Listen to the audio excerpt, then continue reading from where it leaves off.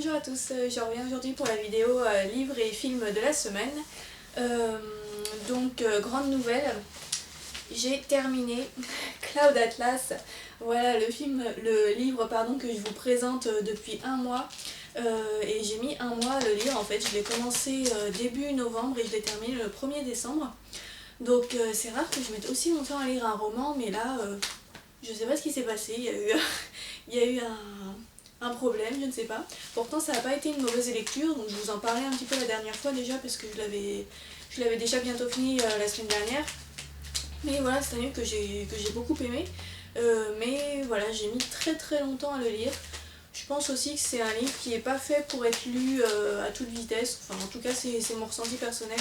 Parce que comme c'est plusieurs histoires différentes en fait qui se mêlent, je trouve que ça ferait un peu bizarre de les lire toutes ensemble à toute vitesse. Je pense qu'il faut vraiment prendre son temps et découvrir chacune des histoires l'une après l'autre sans essayer de se précipiter.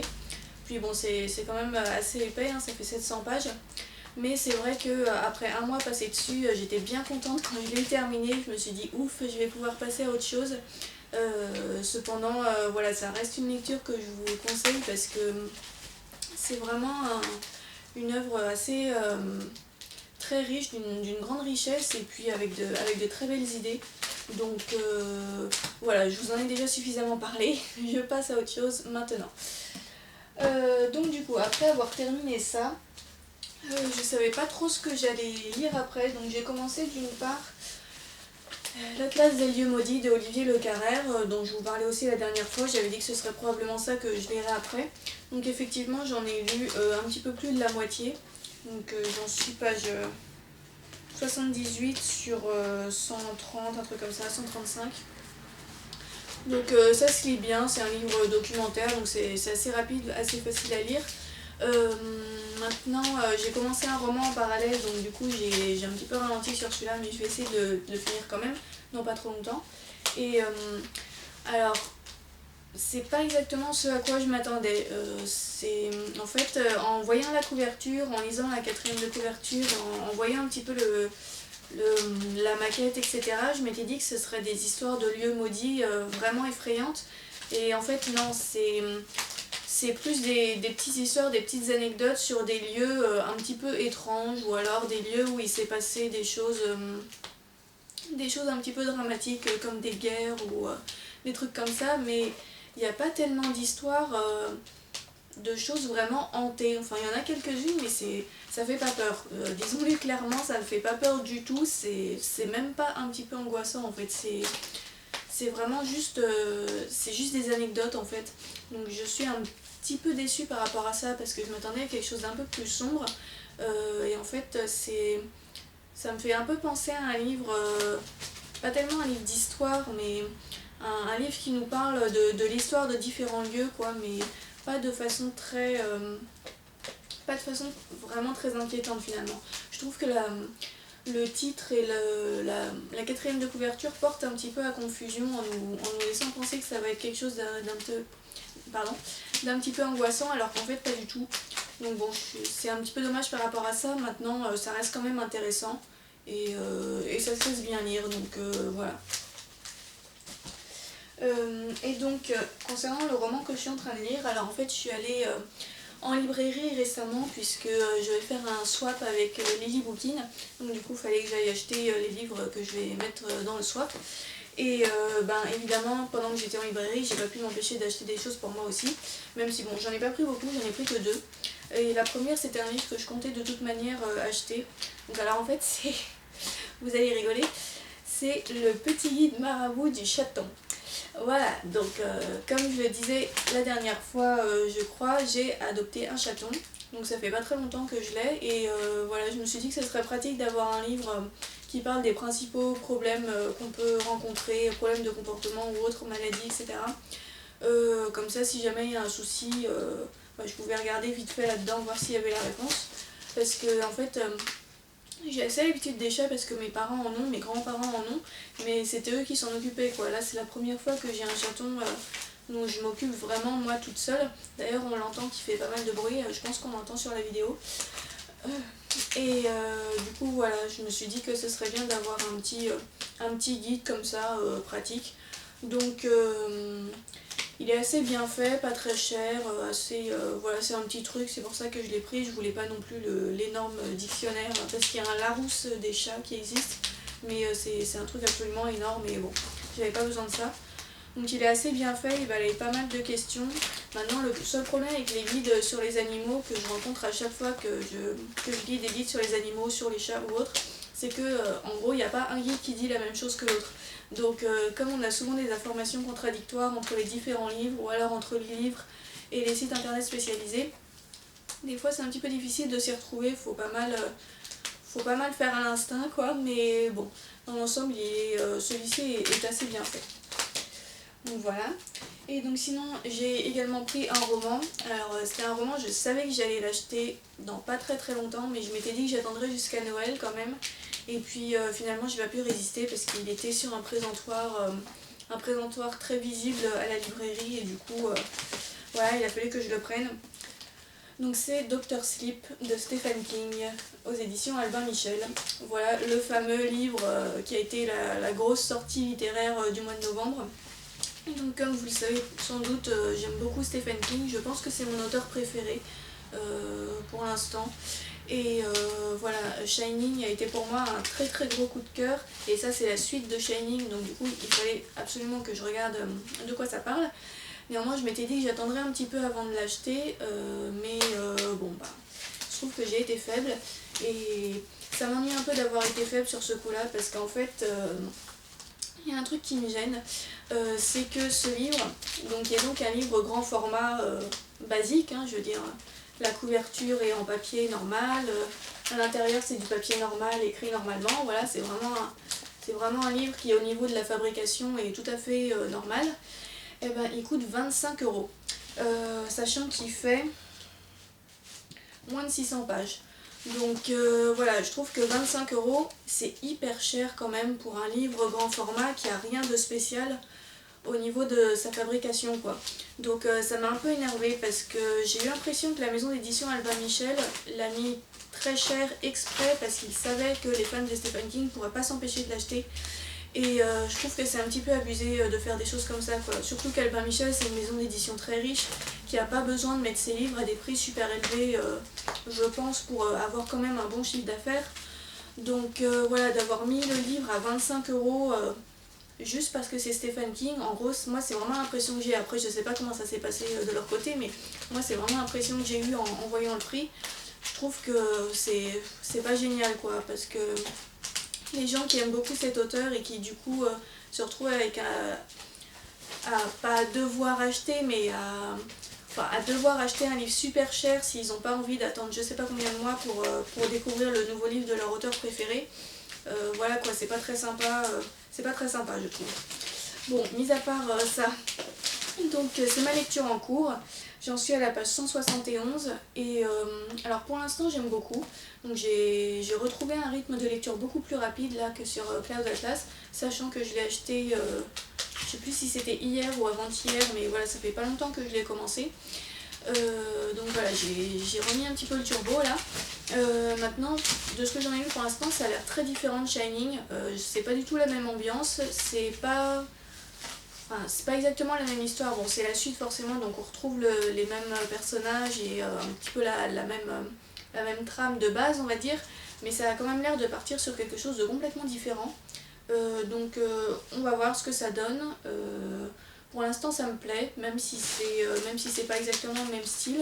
Et puis bah voilà, je vous en reparle quand j'aurai un petit peu plus avancé dedans.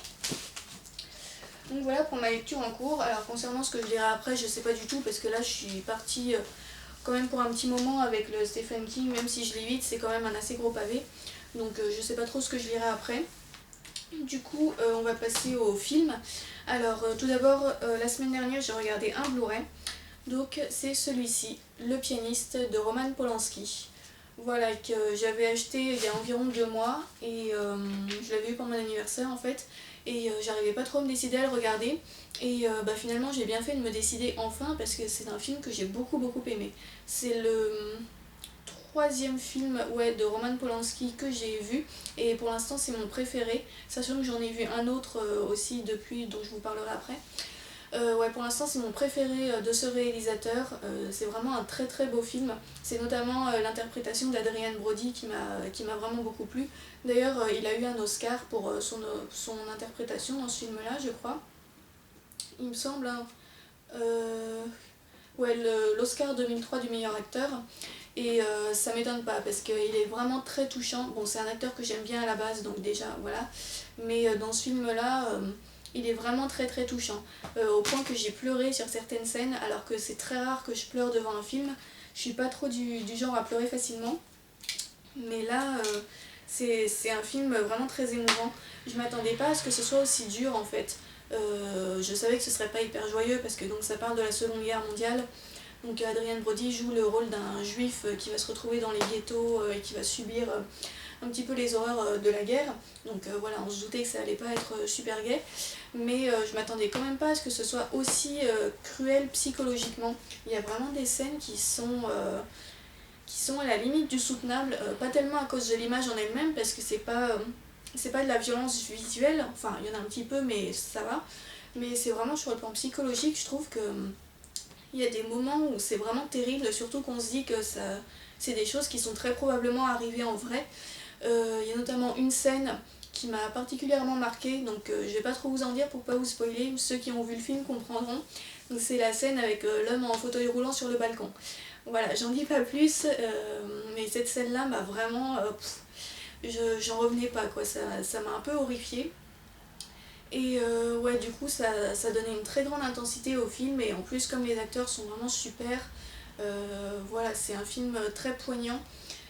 J'ai trouvé ça un tout petit peu long sur la fin. Alors je sais pas si c'est parce que trop d'émotions, ça m'avait fatiguée ou je sais pas, mais voilà, sur la fin, je trouvais, enfin, ça se ralentissait un petit peu à un moment. Néanmoins, j'ai passé un très bon moment avec ce film qui me restera en mémoire et que je vous conseille vraiment vivement. Voilà donc pour le Blu-ray, et sinon je suis allée au cinéma, donc j'ai vu 3 films je crois depuis la semaine dernière. Alors attendez que je me souvienne lesquels. Alors oui, tout d'abord je suis allée voir Amazonia, qui est une sorte de docu-fiction qui parle de l'histoire d'un singe en fait, d'un singe capucin qui a été élevé parmi les hommes et qui se retrouve largué dans la forêt amazonienne sauvage suite à un accident d'avion. Et donc on suit un petit peu comment il se débrouille pour redevenir sauvage, quoi. Alors ce film-là, j'avais un petit peu hésité à aller le voir parce que j'avais peur que ce soit vraiment un truc pour les gamins avec une voix off super énervante. Voilà quoi, un truc vraiment pour les enfants. Et en fait, j'ai eu la bonne surprise de voir que non, c'est vraiment un film tout public qui peut aussi être vu par les adultes. Et il n'y a pas de voix off en fait, tout simplement. Il y a uniquement de la musique et les images. Donc ça, j'ai trouvé que c'était plutôt pas mal parce que comme ça, on n'avait pas le côté anthropomorphisé ou des choses comme ça. C'était vraiment un peu comme un documentaire, quoi. Même si bon, il y avait beaucoup de mise en scène évidemment, puisque c'est pas vraiment un documentaire. Mais j'ai trouvé ça très sympathique. Maintenant, j'ai trouvé ça un peu long aussi. À la fin, je me demandais quand est-ce que c'était fini. Il dure pas très très longtemps, mais disons que comme il n'y a pas vraiment de... C'est pas qu'il n'y a pas d'histoire, mais comme il n'y a pas de voix off, on voit juste des images comme ça, on voit un singe qui fait des pérégrinations dans la forêt. Au bout d'un moment, il y a un petit côté monotone qui s'installe quand même. Donc je vous avoue que mon attention est un petit peu retombée sur la fin. Mais néanmoins, j'ai trouvé ça très sympathique à regarder. Et puis voilà, ça m'a bien plu dans l'ensemble. Ensuite, alors pourquoi j'arrive pas à me rappeler de l'autre film que je suis allée voir? Ah oui, Alzheimer dès mon plus jeune âge, c'est terrible. Bon, alors ensuite je suis allée voir The Immigrant, donc l'une des grosses sorties du mois de novembre avec Marion Cotillard, Joaquin Phoenix et le troisième acteur, je sais plus comment il s'appelle, mais voilà, avec 3 stars dans le casting. Donc là c'est un drame qui se passe à New York en 1921, du moins ça commence en 1921, je sais plus combien de temps l'histoire dure. Donc en fait on va suivre le personnage de Eva qui est une immigrée polonaise qui essaye de venir s'installer aux États-Unis avec sa sœur Magda. Donc Eva est incarnée par Marion Cotillard. Et donc voilà, elles arrivent en immigrée plus ou moins clandestine, elles essayent de venir s'installer à New York pour fuir les horreurs de la guerre qui sévit en Pologne en fait. Donc leurs parents ont été assassinés et voilà, elles n'ont pas d'autre endroit où aller. Sauf qu'au moment de passer l'espèce de douane qu'il y a sur Ellis Island, en fait juste en face de New York. Magda est diagnostiquée comme ayant la tuberculose, donc du coup elle n'a pas le droit d'entrer sur le territoire américain et elle est coincée sur Ellis Island dans un hôpital a priori un petit peu sordide et où on lui dit clairement que si elle n'a pas les moyens de payer ses soins, ben, elle finira par se faire expulser et par retourner en Europe, quoi. Donc du coup de ce côté, Eva, qui elle n'est pas malade, va trouver le moyen de rentrer quand même sur le territoire américain et va tout faire pour trouver de l'argent pour aider sa sœur et pour payer ses soins à l'hôpital. Et donc, alors au début on veut l'expulser elle aussi, mais elle rencontre un homme qui va l'aider à la faire rentrer un peu clandestinement sur le territoire américain. Et en fait cet homme c'est un souteneur donc, qui engage des femmes, soi-disant des danseuses, mais bon en fait c'est des prostituées hein, clairement. Et donc il va demander à Eva de travailler pour lui et elle va se retrouver un petit peu contrainte de le faire parce qu'elle n'a pas d'autre endroit où aller, elle a pas de... Elle peut rien faire d'autre quoi, elle sait pas quoi faire d'autre. Et donc du coup voilà, elle va se retrouver au service de cet homme qui va plus ou moins tomber amoureux d'elle. Et sauf qu'il y a un autre type ensuite qui va aussi tomber amoureux d'elle, donc ça va faire tout un drame par rapport à ça. Voilà en gros pour l'histoire. Et alors c'est un film qui ne m'a que moyennement plu. Parce que bon, d'une part je suis pas très sensible aux histoires d'amour. En fait je pensais pas que la romance prendrait autant de place dans ce film. Je pensais que ce serait surtout basé sur le thème de l'immigration et de la condition des prostituées quoi. Et en fait la romance prend quand même une assez grande place. Et ça je vous avoue que ça m'a un petit peu ennuyée, ça n'est pas le genre de sujet qui m'intéresse. Donc du coup voilà, et puis ouais, j'ai trouvé que le film était... Je trouvais que le film était un peu lent quoi. C'était pas désagréable à regarder, notamment parce que l'ambiance des années 20 à New York est très bien, pas retranscrite, mais est très bien figurée quoi. Les décors, les costumes, etc. sont très soignés. Mais concernant l'histoire en elle-même, ça m'a pas emballé quoi. J'ai pas réussi à vraiment me mettre dedans et surtout je n'ai ressenti absolument aucune empathie pour les personnages. Pourtant, c'est pas qu'ils jouaient mal, mais je sais pas, j'ai rien ressenti à leur égard. Donc forcément, dans ces conditions, ça a un peu affecté la vie que j'avais à la fin. Donc voilà, je suis ressortie en étant un petit peu mitigée, je vous l'avoue. Je dirais pas que c'est un mauvais film, mais je pense que je n'ai pas été sensible à cette histoire en fait. Donc bon voilà. Et sinon hier je suis allée voir donc le nouveau film de Roman Polanski, donc je vous en parlais déjà avec le pianiste juste avant, et donc là en fait au mois de novembre il a sorti, enfin en France est sorti un nouveau film de lui qui s'intitule La Vénus à la fourrure avec Mathieu Amalric et Emmanuel Seigner. Donc c'est un film, j'ai cru que j'allais pas pouvoir aller le voir parce qu'il passe pas dans beaucoup de cinéma et finalement j'ai réussi à en trouver un où il passe. Et donc je suis allée le voir par curiosité parce que le synopsis m'avait interpellée et surtout parce que je venais de voir le pianiste et que ça m'avait laissé une très bonne impression. Cependant, c'est un film, encore une fois, qui ne m'a que moyennement plu. Donc la semaine cinéma n'a pas été hyper géniale cette semaine, mais bon, enfin à part pour le pianiste bien sûr. Donc en fait c'est l'histoire d'un metteur en scène, donc joué par Mathieu Amalric, qui a adapté une pièce d'un roman en fait. Donc le roman s'intitule La Vénus à la fourrure et la pièce s'intitule pareil aussi. Et donc il veut recruter une actrice, enfin une comédienne pour jouer le rôle principal, donc celui de la jeune femme héroïne du roman. Et il fait passer des auditions. Au début, bon, il n'arrive pas à trouver la personne qu'il veut. Et puis finalement, alors qu'il s'apprêtait à quitter le théâtre en n'ayant toujours pas trouvé de comédienne, il y a une jeune femme qui arrive très très en retard pour l'audition. Donc au début, bon, il veut pas l'auditionner parce qu'il veut rentrer chez lui, etc. Mais finalement, il accepte de voir ce qu'elle sait faire parce qu'elle a l'air d'avoir assez bien travaillé le rôle, etc.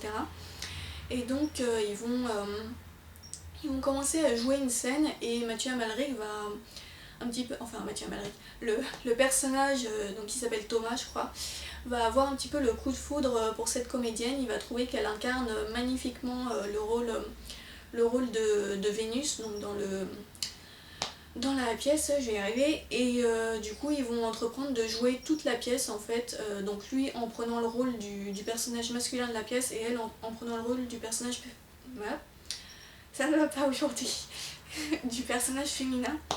Et en fait ça va partir dans un jeu assez malsain, fondé sur une attirance un petit peu bizarre, puisque la pièce parle un petit peu de masochisme en fait, c'est un truc un peu bizarre. Bref. Donc voilà, alors en fait, j'aurais peut-être dû lire le synopsis plus attentivement parce que je m'attendais absolument pas à ça. Et il s'avère que ce film, c'est un petit peu une pièce de théâtre filmée. Puisque c'est... Ouais, en fait, c'est vraiment le film de deux personnes qui jouent une pièce de théâtre. Du coup, c'est... Alors, il y a aussi des événements un peu plus cinématographiques. C'est pas non plus comme s'ils étaient allés à un spectacle et qu'ils avaient juste posé la caméra devant la scène, quoi. Mais ça reste quand même une pièce de théâtre filmée, je trouve. Et moi, je vous avoue que je suis pas très fan de ça. Donc, ouais, voilà, ça m'a un peu décontenancée. Et en plus, là, encore une fois, c'était une romance. Alors, bon, une romance un petit peu malsaine, un petit peu plus sombre, donc assez intéressante quand même. Mais le fait que ce soit présenté comme une pièce, ça m'a pas captivée, quoi. Donc, même s'il y avait des thèmes intéressants, même si le dénouement m'a plu aussi, je trouvais qu'il était assez intéressant, ça m'a quand même un peu ennuyée. Donc du coup au bout d'un moment j'arrivais plus du tout à me concentrer sur le film au point que j'ai carrément fait autre chose en fait dans la salle. J'ai sorti un carnet et j'ai commencé à écrire des trucs qui n'avaient rien à voir, enfin à faire autre chose quoi vraiment, et à ne plus du tout regarder le film. Donc ça m'arrive très très rarement, il faut vraiment que je m'ennuie pour ne même plus regarder l'écran quoi. Et malheureusement c'est ce qui s'est passé avec ce film, donc bon je suis restée jusqu'au bout de la séance quand même. Mais voilà, ça m'a vraiment pas captivée plus que ça. Donc je suis quand même contente de l'avoir vu par curiosité, mais ça n'a pas été une très grande réussite pour moi. Voilà, voilà donc pour mes livres, films et acquisitions de la semaine. Alors aujourd'hui, je vais très probablement aller voir encore un film. Ce sera soit Carrie, donc le fameux film adapté du roman de Stephen King, soit Zulu, je ne sais pas comment ça se dit, un film qui se passe en Afrique, une sorte de thriller. Je ne sais pas lequel des deux, ça dépendra des horaires de la séance, et puis je vous en parlerai la semaine prochaine. Donc voilà, j'espère que vous avez eu des bonnes lectures, de bons visionnages, et puis je vous dis à très bientôt, salut!